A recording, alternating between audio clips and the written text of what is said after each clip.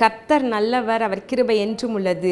ஆண்டவராகிய இயேசு கிறிஸ்துவின் நாமத்தினால் உங்கள் ஒவ்வொருவருக்கும் அன்பின் வாழ்த்துக்கள்.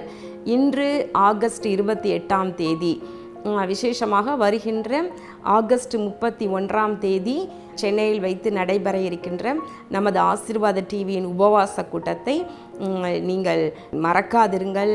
தவறாமல் குடும்பமாக சென்னை மற்றும் சுற்றுப்பகுதியில் இருப்பவர்கள் கலந்து கொள்ளுங்கள். கர்த்தருடைய ஆசீர்வாதத்தை பெற்றுக்கொள்ளுங்கள்.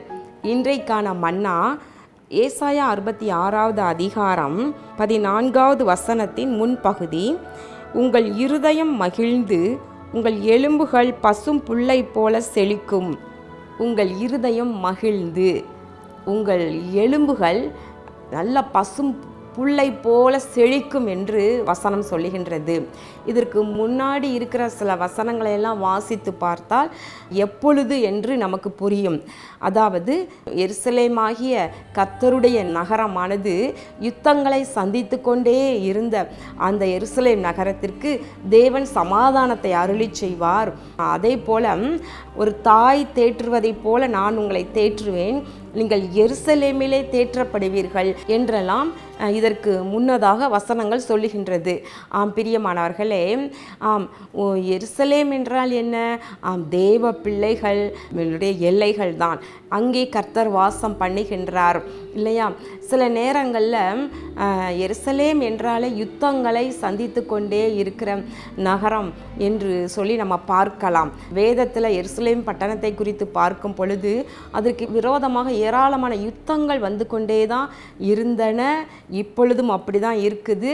அப்போ அப்படிப்பட்ட சில நேரங்களில் நம்முடைய எல்லைகளிலும் கூட எருசலேம் போன்ற எந்த பகுதியெல்லாம் யுத்தங்களை சந்தித்து கொண்டே இருக்கிறதோ அப்படிப்பட்ட இடங்களிலெல்லாம் யுத்தங்களை ஓய பண்ணி சமாதானத்தை நதியைப் போல ஊற்றி அங்கே நாம் தேற்றப்படுவோம் என்று ஆண்டவர் கூறுகின்றார். எப்படி தேற்றுவாராம்? ஒரு தாய் தேற்றுவது போல உங்களை தேற்றுவேன் என்று. இப்போ நீங்கள் யுத்தம் சந்தித்த பகுதியிலெல்லாம் ஒரு தேறுதல் உங்களுக்கு வரப்போகின்றது. நீங்கள் அதை காணும் போது உங்கள் இருதயம் மகிழ்ந்து, அப்போ உங்கள் இருதயம் மகிழப் போகுது. எதை பார்க்கும் பொழுது? உங்களுடைய எல்லையில், உங்கள் வீட்டின் எல்லைகளாக இருக்கட்டும், அல்லது வேலை ஸ்தலத்தில் இருக்கிற எல்லைகளாக இருக்கட்டும், உங்களுடைய ஆவிக்குரிய எல்லைகளாக இருக்கட்டும், எதிலெல்லாம் நீங்கள் அப்படியே நீங்கள் யுத்தங்களை சந்தித்து கொண்டே இருந்தீங்களோ அந்த பகுதியிலெல்லாம் கர்த்தர் சமாதானத்தை உங்களுக்கு கட்டளையிட போகின்றார். அதே நேரத்தில் கர்த்தரே நம்மை ஒரு தாய் தேற்றுவது போல அந்த பகுதியில் அப்படியே ஒரு ஆறுதல் கட்டளையிட போகின்றார். எந்த பகுதியிலிருந்து உங்களுக்கு இப்படி வேதனைகள் வந்து கொண்டே இருக்கின்றது, உங்கள் குடும்பத்தில், உங்கள் வீட்டார் மற்றும் உங்களுடைய உறவினர்கள் மத்தியில், அல்லது வேலை பார்க்குற இடத்துல உங்களுடைய மேலதிகாரிகளிடம் இருந்து, இப்படி எந்த பகுதியில் இருந்தெல்லாம் நீங்கள் வேதனையை சந்தித்து கொண்டே இருக்கிறீங்களோ அவையெல்லாம் ஆண்டவர் மாற்றி அந்த பகுதியில் ஒரு ஆறுதல் உங்களுக்கு வரப்போகுது, ஒரு சமாதானம் வரப்போகுது. அதை பார்க்கும் போது உங்கள் இருதயம் எப்படி இருக்குமா?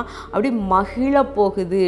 வேதனையோடே இருக்கிற, துக்கத்தோடே இருக்கிற உங்களுடைய இருதயத்தில் மகிழ்ச்சி உண்டாக போகுது. உங்களுடைய எலும்புகளெல்லாம் எப்படி இருக்குமா? பசும் புல்லை போல செழிக்க போகிறது என்று வசனம் சொல்லுகிறது. பிரியமானவர்களை, நம்முடைய எலும்புகளை நினமுள்ளதாக்கி அழகாய் பசும் புல்லை போல செழிப்பாக்க ஆண்டவரால் கூடும். ஒருவேளை நம்முடைய சரீரத்தின் பகுதியில் எலும்புகள், நரம்புகள், தசைகள் என்று சொல்லி எல்லாம் பலனோடு இருந்தால் தான் நம்ம சந்தோஷமாக வாழ முடியும் இல்லையா? ஆனால் இதை குறித்த ஒரு வெளிப்பாடு நம்ம சிறு பிள்ளைகளானாலும் வாலிப வயதானாலும் ஏறக்குறைய 50 வயது வரைக்கும் இதை குறித்த ஒரு பாரமே யாருக்கு இருக்காது. ஆனால் 50 வயதிற்கு அப்புறம்தான் இந்த எலும்புகள் எவ்வளவு முக்கியம், தசைகள் எவ்வளவு முக்கியம், நரம்புகள் எவ்வளவு முக்கியம் என்று சொல்லி எல்லாருடைய கண்களும் திறக்க ஆரம்பிக்கும். ஒருவேளை உங்களுடைய எலும்புகள் கூட ஒரு நினம் அற்று போய் அப்படியே வறட்சியாக காணப்படுதா? உங்கள் எலும்புகளையும் கர்த்தர் பசும் புல்லை போல செழிக்க பண்ணுவார். உங்கள் இருதயம் கவலைப்பட்டு தோய்ந்து அப்படியே பலவீனப்பட்டு காணப்படுதா? உங்கள் இருதயத்தை மகிழச் செய்ய போகிறார். எப்பொழுது உங்கள் எல்லைகளிலெல்லாம் ஒரு சமாதானத்தை கட்டளையிட்டு, ஒரு ஆறுதலை கட்டளையிட்டு, ஒரு தேறுதலை கொடுத்து உங்களை ஆசீர்வதிக்க போகிறார் நம்முடைய ஆண்டவர். தீர்க்க தரிசனமாக அந்த செய்தி ஒருவேளை உங்களுக்கு இன்றைக்கு கடந்து வரலாம். அப்படியே விசுவாசியுங்கள். கர்த்தர் உங்களை ஆசீர்வதிப்பாராக. கண்களை மூடி ஜெபம் பண்ணுவோம். எங்கள் அன்பின் பரலோக பிதாவே, இதோ நாங்கள் தியானித்த இந்த வசனத்தின்படி ஆண்டவரே, உம்முடைய பிள்ளைகளுடைய இருதயத்தை எல்லாம் நீர் மகிழச் செய்வீராக. அவர்களுடைய எலும்புகளை எல்லாம் பசும் புல்லை போல செழிக்க பண்ணுவீராக.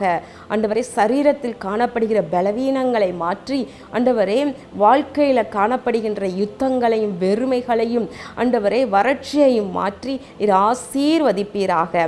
இயேசு கிறிஸ்துவின் நாமத்தினால் வேண்டிக் கொள்கிறோம் நல்ல பிதாவே. ஆமேன். கர்த்தர் உங்களை ஆசீர்வதிப்பாராக. ஆமேன்.